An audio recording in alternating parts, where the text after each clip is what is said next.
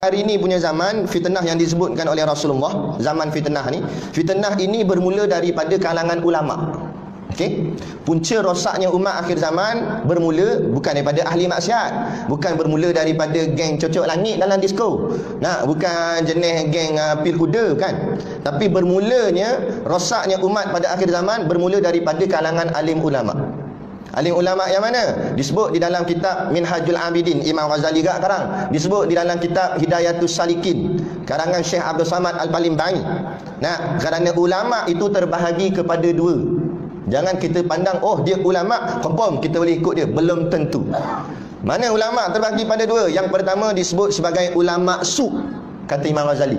Benda ulama su' bukan busuk. Nah, dia wangi, yang wangi. Nah, tapi ulama su' ni artinya jahat. Ulama yang jahat. Macam mana ulama jahat? Ulama yang cinta kepada dunia. Satu lagi ialah ulama ukhrawi ataupun ulama akhirat. Ulama yang cinta kepada akhirat, tidak terkejar akan barang dunia. Ini ulama yang perlu kita ikut. Adapun ulama yang mencintai dunia, jangan kita ikut. Jadi bermula fitnah ini daripada kalangan alim ulama. Mana ulama yang su', ulama yang jahat, ulama cinta dunia. Sebelum saya nak cerita kenapa ulama cinta dunia ni yang jadi punca fitnah, kita cerita dulu ciri-ciri dia. Macam mana nak kenal? Sebab kita banyak agak kenal ustaz, jadi tak tahu ustaz ni boleh ikut tak dia ikut, ulama ni boleh ikut ke tak dia ikut. Jadi nak kenal, kat Malaysia bersepah alim ulama, bersepah ustaz. Jadi mana satu yang ulama su', yang mana satu ulama akhirat. Antara ciri-ciri, kita tak sebut nama, kita sebut ciri-ciri. Pandai-pandailah nilai. Antara ulama-ulama yang ada kecintaan terhadap dunia, iaitu dia kasih lah.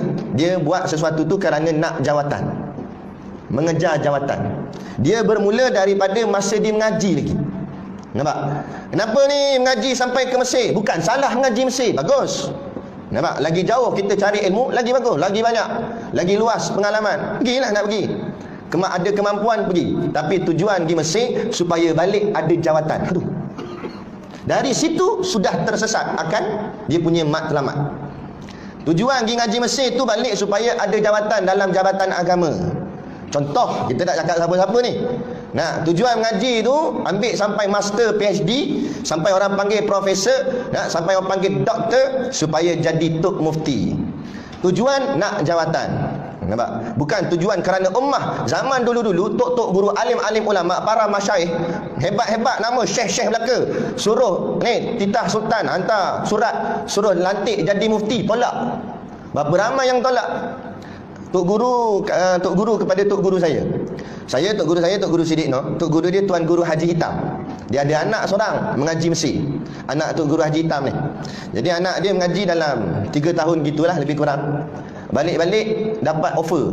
Dalam surat tu kata dapat bekerja di Jabatan Agama Islam. Negeri mana tak sebutlah. Dapat surat tu. Dia pun seronok lah. Dapat kerja dah. Balik-balik dapat kerja. Tunjuk kat ayah dia. Tuan Guru Haji Hitam, Pondok Tanjung Bedil Al-Ustaqdah. Ayah ni, Abi tengok ni.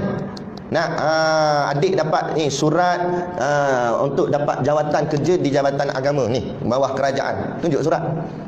Ayah dia kata apa? Ayah dia kata, ni aku nak habaq kat hang. Aku mengaji di Mekah 30 tahun. Langsung aku tak terima apa barang jawatan pun dalam kerajaan dan sebagainya. Aku buka pondok, dia kata. Bila anak dia dengar begitu, menangis koyak atas. Nampak? Maknanya jangan tanam dalam hati ni nakkan jawatan.